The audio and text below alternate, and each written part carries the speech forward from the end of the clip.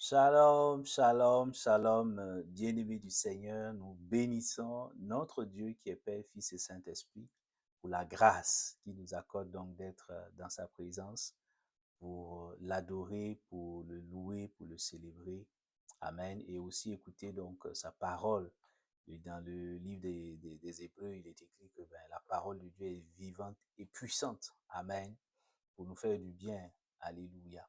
Donc, nous rendons toute la gloire au Seigneur qui nous permet encore d'être dans sa présence pour donc recevoir sa parole vivifiante au nom de Jésus. Je prie dans le nom de Christ Jésus que nos cœurs soient ouverts afin de recevoir la parole, de comprendre la parole, de la mettre en pratique afin de porter du fruit pour la gloire du Seigneur. Amen. Alors, mon ami, mon frère, ma soeur, nous continuons avec le thème de la restauration et le dimanche passé, le Saint-Esprit, dans sa grâce, nous avait donc montré donc l'expérience de la restauration à travers son serviteur David.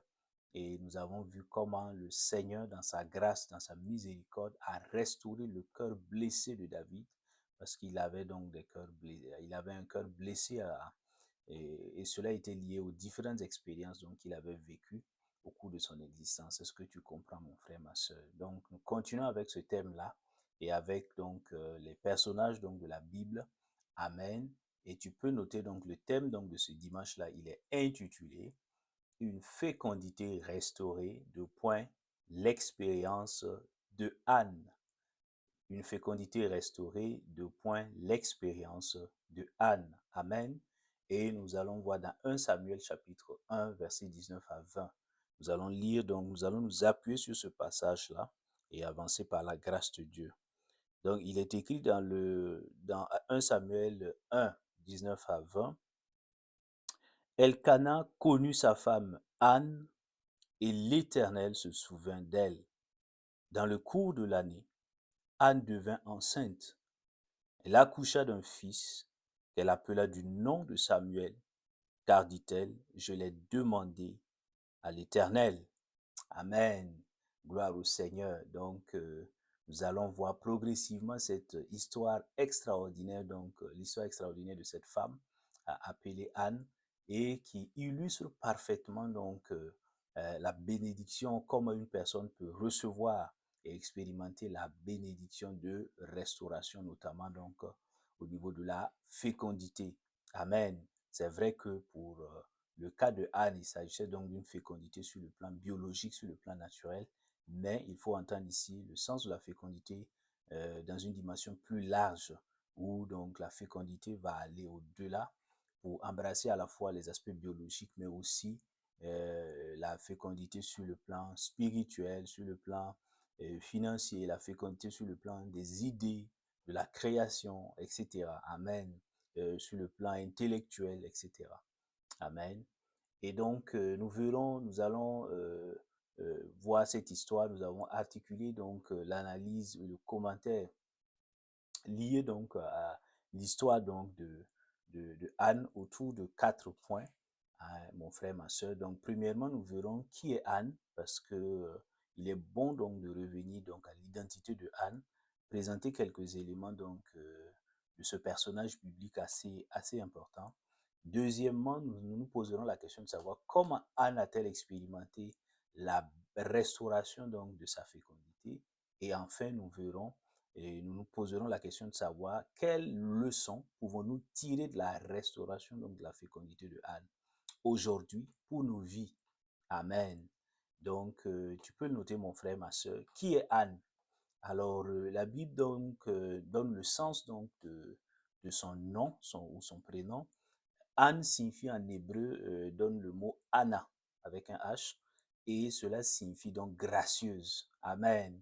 Donc, on peut dire que le nom de Anne était comme un nom qui préfigurait donc ce que Anne allait vivre et même allait recevoir comme bénédiction, parce que son nom veut dire gracieuse. Alléluia. Et quand on regarde l'histoire de Anne, on voit véritablement qu'elle a expérimenté la grâce de Dieu.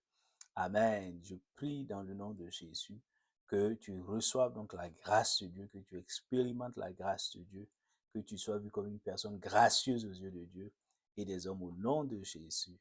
Amen. Et deuxième élément, la Bible mentionne l'origine donc de Anne, en précisant bien sûr qu'elle est juive, elle est israélite, et elle vivait donc dans une localité appelée Rama. Et troisième point, la Bible également précise le statut matrimonial de Anne. C'est l'une des épouses, elle était l'une des épouses donc d'un homme appelé Elkanah, qui était lui-même juif. Et, euh, et la Bible encore rajoute le fait que Anne va devenir une mère donc de 6 enfants, dont le prophète Samuel, qui est assez connu dans la Bible. Donc, tu comprends, mon frère, ma soeur. Et il est extrêmement important donc de comprendre le contexte donc dans lequel donc se situe donc l'histoire de Anne. Alors, c'était à une période où Israël donc c'était une période donc qui se situait après le règne des juges en Israël, et il n'y avait plus en Israël donc le roi qui gouvernait. La Bible le mentionne très clairement dans le livre de Juges. Dans le livre de Juges, il est clairement dit dans Juges chapitre 21, Alléluia, verset 25, en ce temps-là, il n'y avait point de roi en Israël, chacun faisait ce qui lui semblait bon. Alléluia. Donc, c'était un moment où en Israël, il n'y avait pas une autorité centrale établie. Donc, il y avait bien évidemment les lois de Moïse qui gouvernaient la vie donc du peuple, etc. Mais il n'y avait pas une autorité politique centrale ou centralisée qui essayait donc de régir et donc et qui était chargée donc des affaires entre donc les membres donc de cette population-là. Est-ce que tu comprends, mon frère, ma soeur? Donc, il est extrêmement bon de savoir qu'à cette époque-là, en Israël, donc, il n'y avait pas de roi. D'accord? Il y avait un certain nombre de textes bibliques, certains textes, la loi de Moïse notamment, qui gouvernaient la vie donc d'Israël, mais il n'y avait pas une autorité centrale. Amen. C'est extrêmement important de le préciser. Nous verrons plus tard l'importance donc de cette information. Alors, deuxième grand point, tu peux le noter, mon frère, ma soeur. Deuxième grande question, comment Anne a-t-elle expérimenté la restauration de sa fécondité? Amen.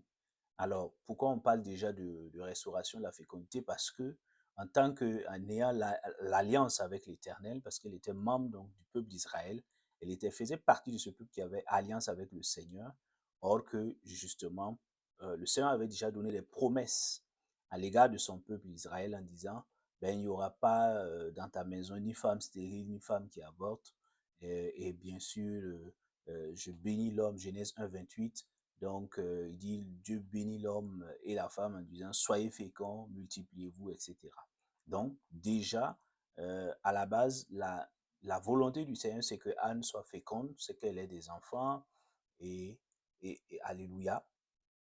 Et ici, donc, il va se trouver une situation donc, qui va contrarier cette parole-là. Et après, on verra que Anne va être totalement restaurée, puisque elle va donc surmonter cette situation-là. Donc, c'est pourquoi on parle de restauration.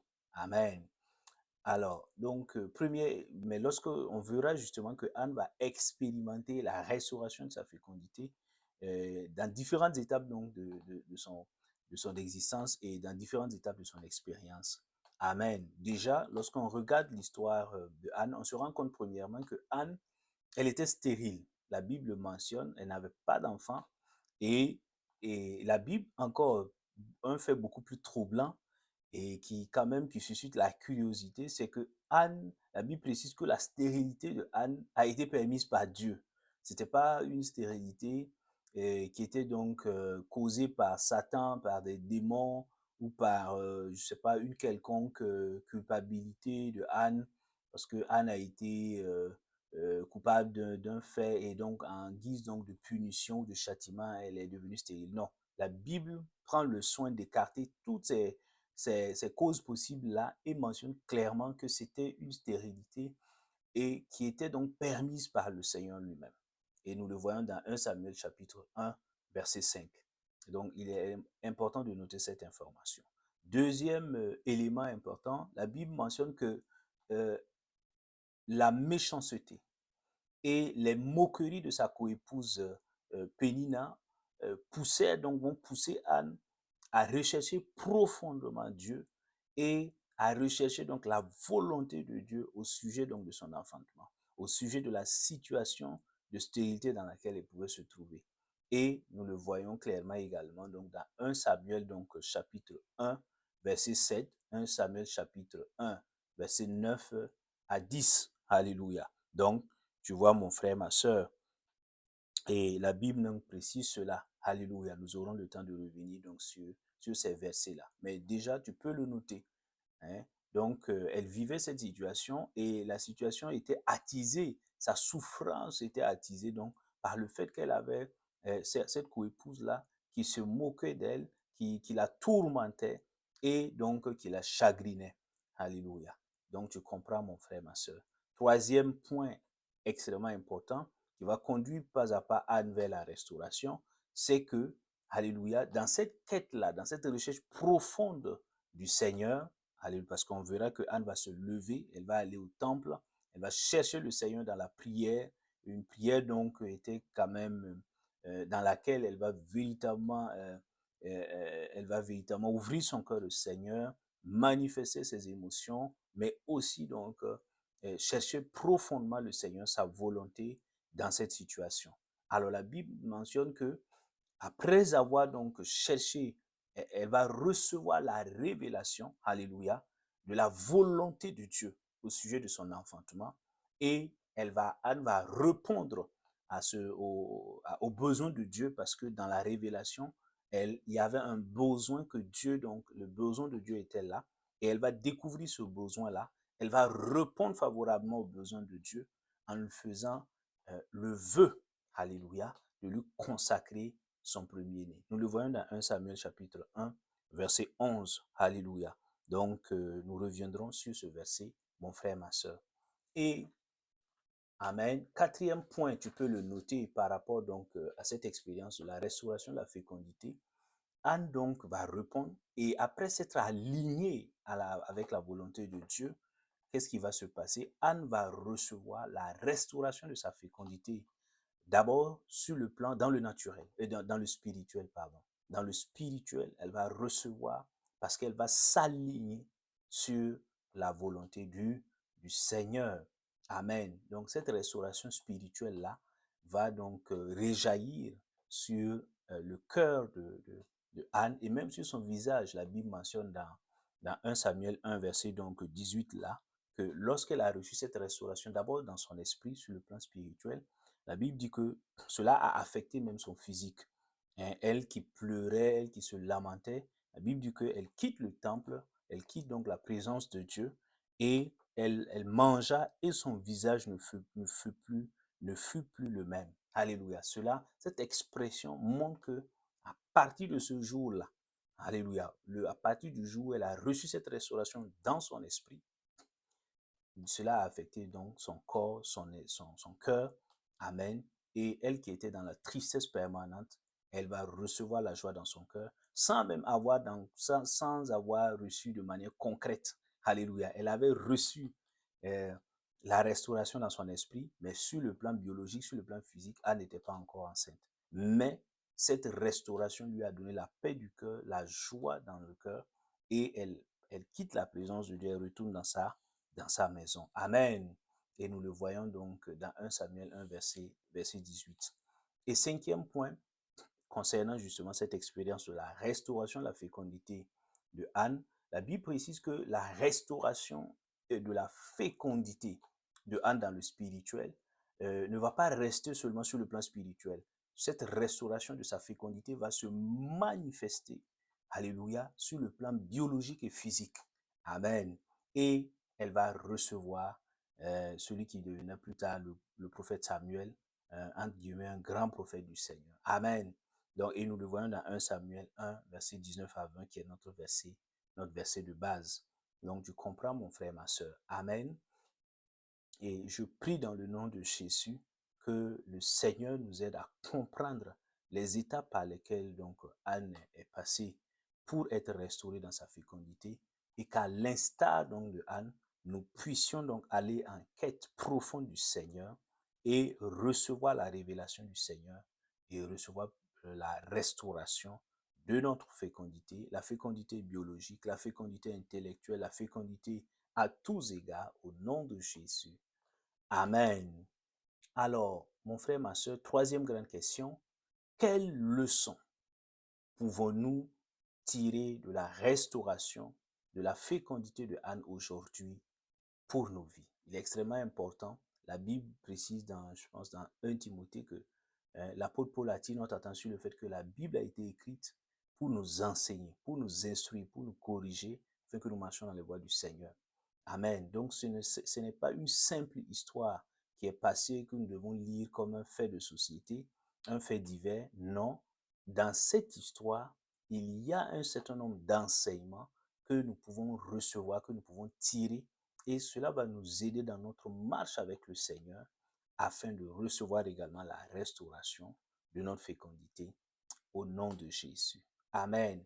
Alors, premier enseignement, quand on lit patiemment, lentement et profondément donc l'histoire de Anne et qu'on médite sur cette histoire, le premier enseignement qu'on peut tirer, c'est que Dieu permet certaines épreuves dans nos vies afin de nous amener à le rechercher profondément et à découvrir sa volonté et ses desseins pour nous.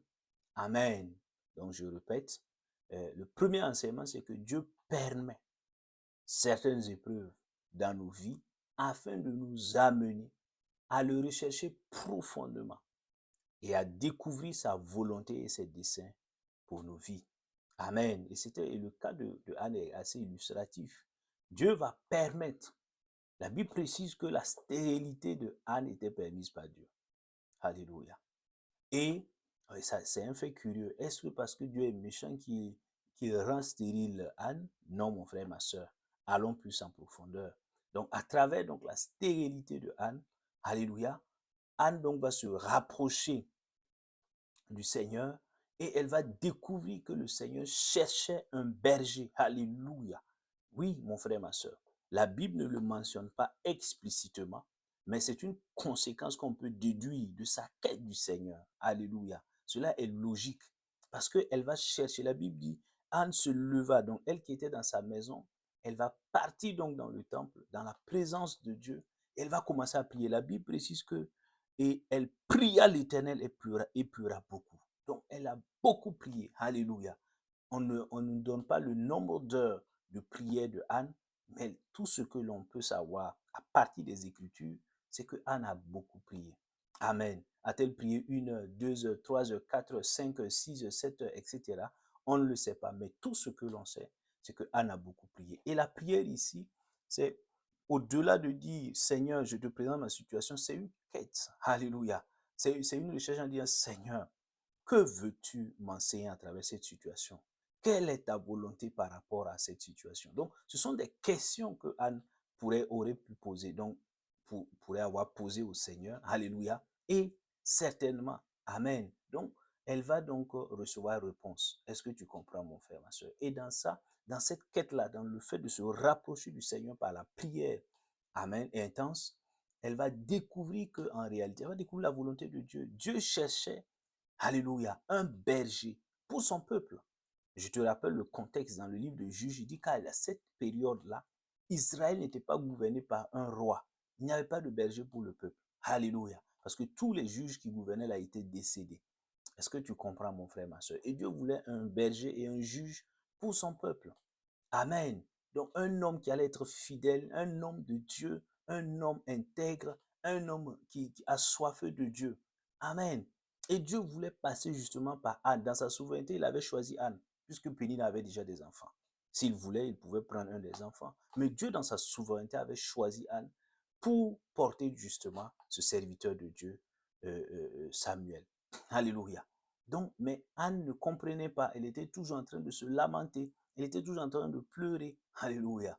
Et dans la prière, dans les longues prières, dans la recherche du Seigneur, dans la communion, elle va découvrir ce besoin de Dieu. Elle va découvrir cette volonté du Seigneur. Elle va découvrir donc, alléluia, et ce dessein du Seigneur là. Est-ce que tu comprends? 1 Samuel 1, verset 7 à 11 nous le dit. Amen. Tu comprends, mon frère, ma soeur. Et donc, elle va beaucoup prier. Elle va prier. Alléluia. Elle va prier. Alléluia. Et c'est pourquoi elle peut dire maintenant dans 1 Samuel chapitre 1, verset 11, là, la Bible dit que quand elle a découvert, elle a prié. Et elle a dit, Seigneur, éternel, elle dit, elle fit un vœu et dit, éternel des armées, si ton regard s'arrête sur l'humiliation de ta servante, si tu te souviens de moi et n'oublie pas ta servante, et si tu donnes un garçon à ta servante, je le donnerai à l'éternel pour tous les jours de sa vie, et le rasoir ne passera pas sur sa tête. Amen. Au-delà du vœu, il faut voir ici la réponse de Anne aux besoins de Dieu. Dieu qui cherchait donc un berger et un juge intègre, fidèle, alléluia, point, pour diriger son peuple en son temps-là. Amen. Il faut le percevoir dans ce sens-là, mon frère, ma soeur. Et Anne va découvrir cela. Et c'est pourquoi il dit, Seigneur, si tu me le donnes, je te le redonnerai pour que tu puisses réaliser ton projet, pour que tu puisses combler, alléluia, pour que ton besoin soit comblé. Alléluia. Est-ce que tu comprends? Et aujourd'hui, mon frère, ma soeur, nous pouvons nous poser la question, quelle est notre épreuve? Quelle est ton épreuve? Quelle est la mienne?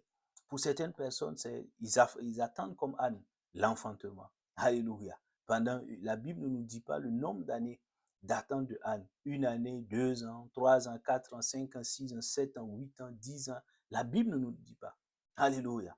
Donc, pour d'autres personnes, ça peut être le mariage. Pour d'autres, c'est l'attente donc d'un travail béni. Pour d'autres, etc. Donc, cela varie. Quelle est ton épreuve? Est-ce que tu comprends que par cette épreuve, Dieu veut te pousser, Dieu veut t'inciter, Dieu veut t'amener à le rechercher profondément afin de mieux le connaître et afin de découvrir son dessein pour toi. Alléluia. Je prie que tu arrives, que nous puissions tous arriver à cette compréhension-là. Au nom de Jésus. Amen. Alors, deuxième leçon importante, la Bible, à travers l'histoire de Anne, c'est que Dieu utilise souvent la méchanceté de nos proches pour nous amener à mieux le connaître et à marcher dans ses voies, dans les voies du Seigneur. Et nous le voyons avec le cas de Pénina, alléluia, avec Anne, 1 Samuel 1, verset 6 à 7. Il dit, la Bible dit que sa rivale ne cessait pas de lui causer du chagrin pour qu'elle se révolte parce que l'Éternel l'avait rendue stérile. Toutes les années, il en était ainsi. Hein? Toutes les années. Chaque fois qu'Anne montait à la maison de l'Éternel, Pénina lui causait du chagrin de la même manière. Alors elle pleurait et ne mangeait pas. Tu vois? Alléluia. Et au lieu de consoler Anne, d'être un canal de consolation, de fortification, non. Pénina même va, va être celle-là qui va causer du chagrin, de la souffrance, de la douleur à Anne. Est-ce que tu comprends, mon frère, ma soeur? Et par là, alléluia, il faut comprendre que Dieu souvent utilise, Pénina peut être vu ici comme un canal que Dieu utilise, alléluia, pour pousser Anne à mieux le chercher et à mieux découvrir son dessein pour sa vie et donc son dessein pour ses enfants, notamment pour son premier-né. Alléluia. Et alléluia. Donc, dans cette situation-là, il ne faut pas, nous ne devons plus haïr. Alléluia. Il faut changer de perspective. Nous devons changer la façon de voir, notre façon de voir les choses. Alléluia. C'est pourquoi le Seigneur dit souvent, votre façon de penser et ma façon de penser, ce n'est pas la même chose. Alléluia. Souvent, nous croyons que nous voyons derrière une persécution qui s'élève contre nous, des proches qui nous en veulent, des proches qui nous persécutent, qui nous oppressent. Alléluia. Alors qu'ils auraient dû être donc des canaux donc de consolation. Non, c'est derrière, il faut souvent voir Dieu. Alléluia. La main de Dieu qui utilise donc ces personnes-là pour nous amener. Alléluia. Parce que n'eût été, observe bien mon frère, ma soeur, c'est après avoir donc, après cette oppression, entre guillemets, de Pénina là, que Anne va se lever, alléluia, et pousser plus loin. Elle allait d'habitude au temple de manière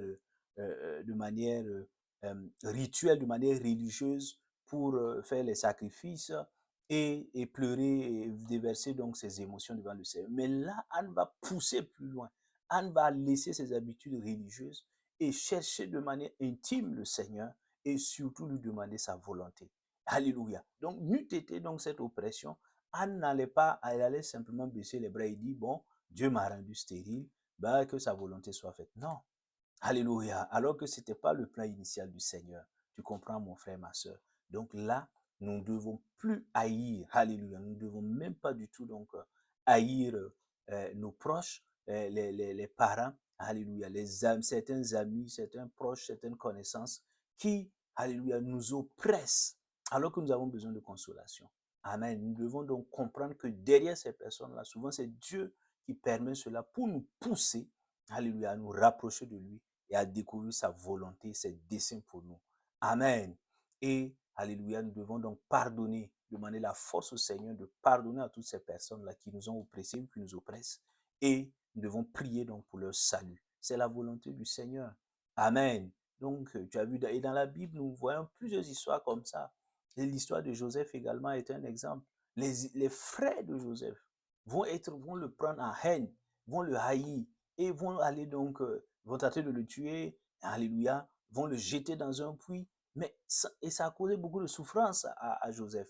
Et il le dit après dans Genèse chapitre 50, il dit, mais le mal que vous avez planifié là, Dieu l'a changé en bien. Donc Dieu utilisait cette voie-là qui était quand même douloureuse pour amener Joseph à marcher dans le plan de Dieu et à accomplir le dessein de Dieu. Alléluia. Tu vois souvent, les voies du Seigneur ne sont pas nos voies. Donc nous devons apprendre à discerner ces voies-là et à marcher selon ces voies. Je prie que nous ayons cette compréhension au nom de Jésus. Je prie que le Seigneur nous aide à pardonner toutes ces personnes-là qui nous oppressent. Alléluia. Et à prier pour leur salut au nom de Jésus. Amen.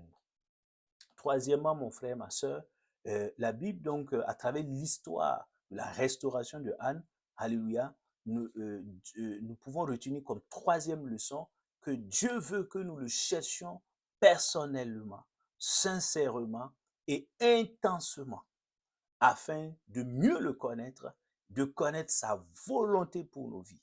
Alléluia. Je répète, à travers l'histoire de la restauration de Anne, nous pouvons tirer comme troisième enseignement le fait que Dieu veut, c'est sa volonté, que nous le cherchions personnellement, j'insiste là-dessus, intensement et sincèrement de tout notre cœur, afin de mieux le connaître, afin de mieux connaître sa volonté pour nos vies, parce que Dieu a un plan pour la vie de chacun de ses enfants.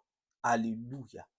Amen. Et c'est ce qui s'est passé avec Anne. Lorsque nous lisons donc dans 1 Samuel 1, verset 9 à 10, là, la Bible dit que Anne se leva et elle alla au temple. Alléluia. Elle alla au temple et dans l'amertume, dans l'âme, elle pria l'Éternel et pleura beaucoup. Alléluia. Tu entends mon frère, ma soeur?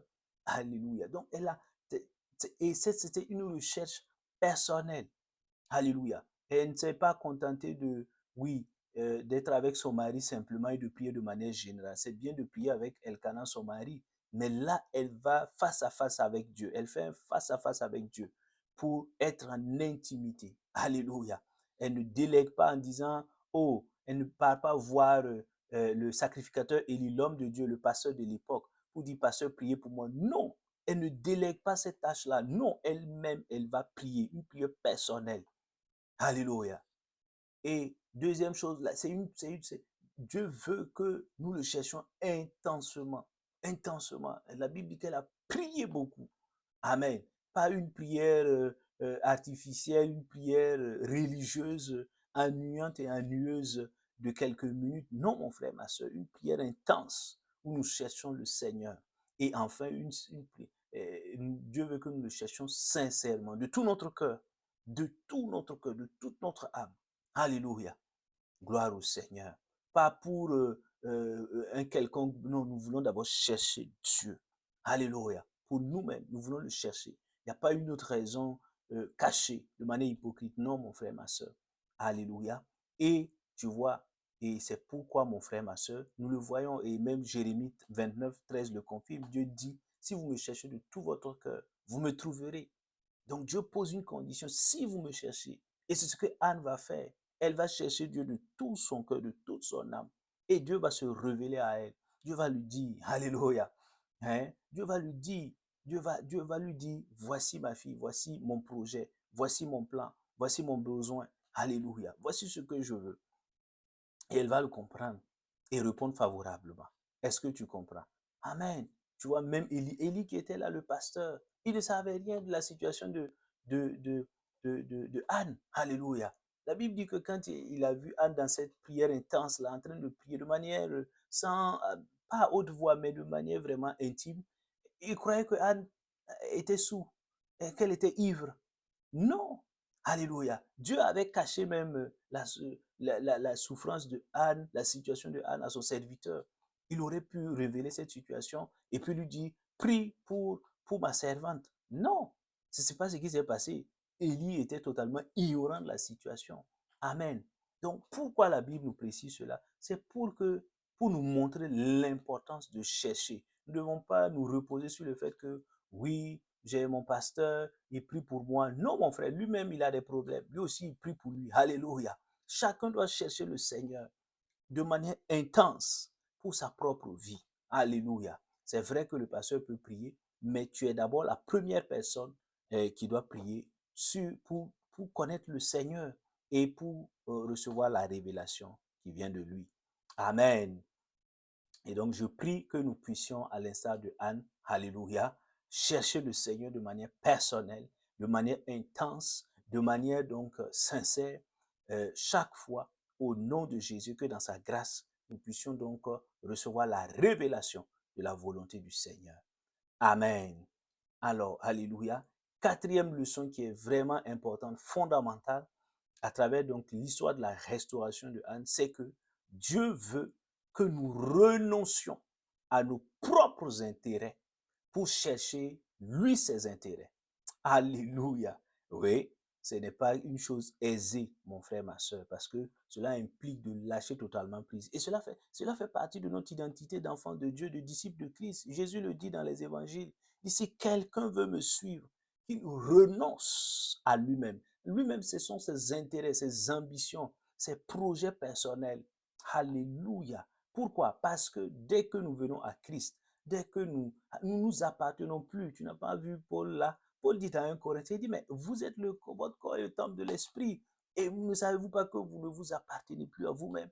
Est-ce que tu comprends, mon frère, ma soeur? Donc, nous sommes, et Paul le dit, il dit, moi, je suis esclave de Christ. Un esclave n'a pas sa propre volonté. Un esclave n'a plus ses propres intérêts. Ce sont les intérêts du maître qui deviennent ses intérêts.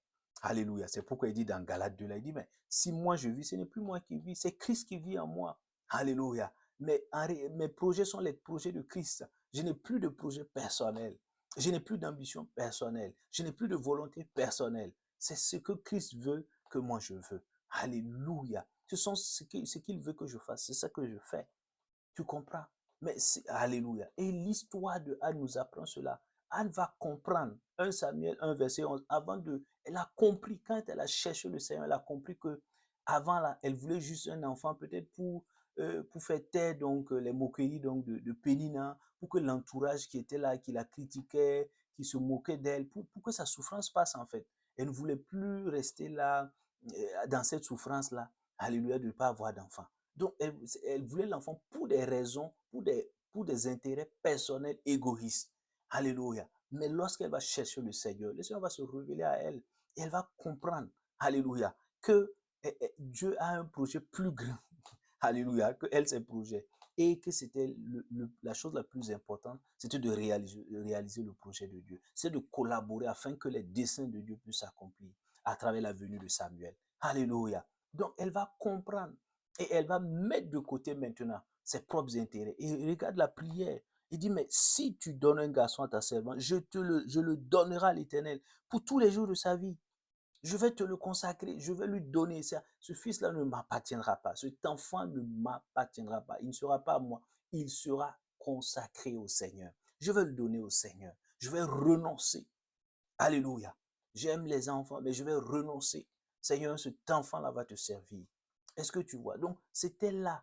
Elle a compris et elle a renoncé. Elle a renoncé. Elle qui voulait un enfant pour elle, elle a renoncé. Elle a dit non. C'est d'abord l'intérêt du Seigneur qui est prioritaire. Amen. Je renonce à mes propres intérêts. Et cela va cela fait écho à ce que le Seigneur dit dans Matthieu 6, 33. Il dit, mais recherchez d'abord premièrement le royaume de Dieu alléluia, et la justice de Dieu et les autres choses là vont vous accompagner. Est-ce que tu comprends? Et les autres choses vont vous accompagner. Et c'est cette vérité-là que Anne va comprendre et elle va donc mettre cela en pratique. Alléluia.